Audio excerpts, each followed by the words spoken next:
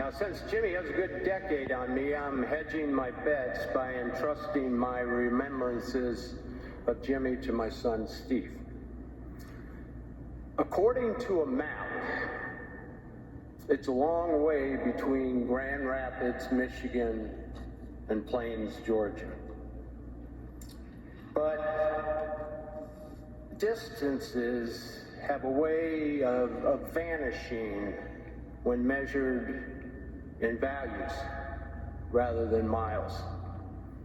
And it was because of our shared values that Jimmy and I respected each other as adversaries, even before we cherished one another as dear friends. Now, this is not to say that Jimmy never got under my skin, but has there ever been a group of politicians that didn't do that to one another? During our 1976 contest, Jimmy knew my political vulnerabilities, and he successfully pointed them out.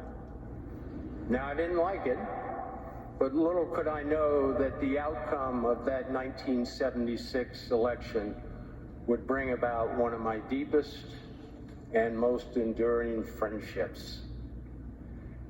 In the summer of 1981, the two of us found ourselves together again, this time aboard Air Force One, bound for the funeral of the great peacemaker Anwar Sadat. There's an old line to the effect that two presidents in a room is one too many. Frankly, I wondered how awkward that long flight might be to Cairo, and it was a long flight, but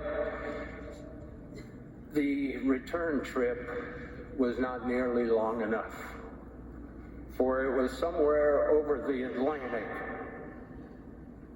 that Jimmy and I forged a friendship that transcends politics. We immediately decided to exercise one of the privileges of a former president, forgetting that either one of us had ever said any harsh words about the other one in the heat of battle. Then we got on to much more enjoyable subjects, discussing our families, our faith, and sharing our experiences in discovering that there is indeed life after the White House.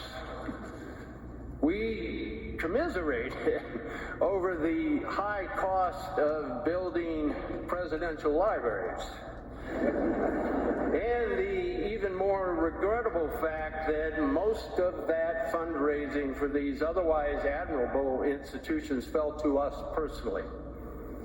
On the spot, we agreed to participate in programs at each other's library, beginning with a series of conferences on arms control. And if that wasn't newsworthy enough, we told reporters on the plane that a lasting Middle East peace would require the United States to make tough decisions, like confronting the Palestinian issue directly, thereby building on the work to which President Sadat had literally given his life. It was the first time, but by no means the last time, that our unlikely partnership ruffled feathers in the Washington establishment. Now, honesty and truth-telling were synonymous with the name Jimmy Carter. Yeah. Those traits were instilled in him by his loving parents, Lillian and Earl Carter, and the strength of his honesty was reinforced by his upbringing in the rural South, poised on the brink of social transformation. He displayed that honesty throughout his life as a naval officer, state legislator, governor, president, and world leader. For Jimmy Carter, honesty was not an aspirational goal, it was part of his very soul. Now, I think Jimmy wrote more books than any former president. Once asked if he really enjoyed writing, he replied with that familiar twinkle in his eye, "It beats picking cotton." think he enjoyed writing for another reason.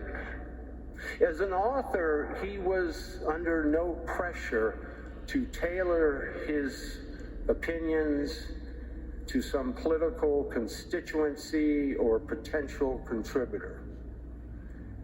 Now, both of us had experienced the harsh reality that defeat at the polls can be painful, but we also came to know a more important consequence.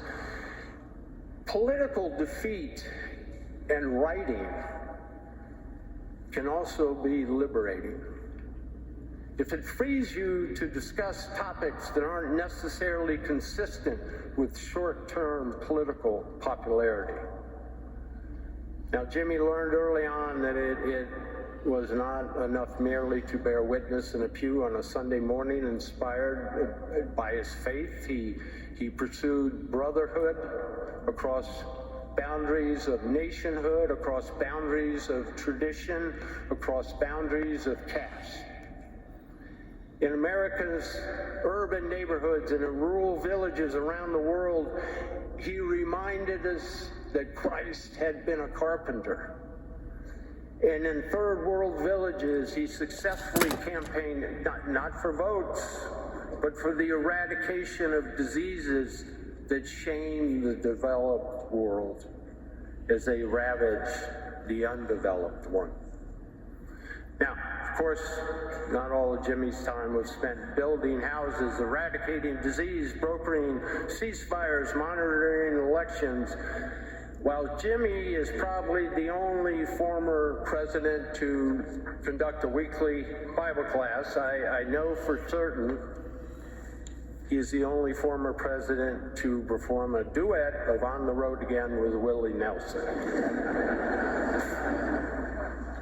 Georgia wasn't just on Jimmy's mind, it was in his blood. However far he traveled,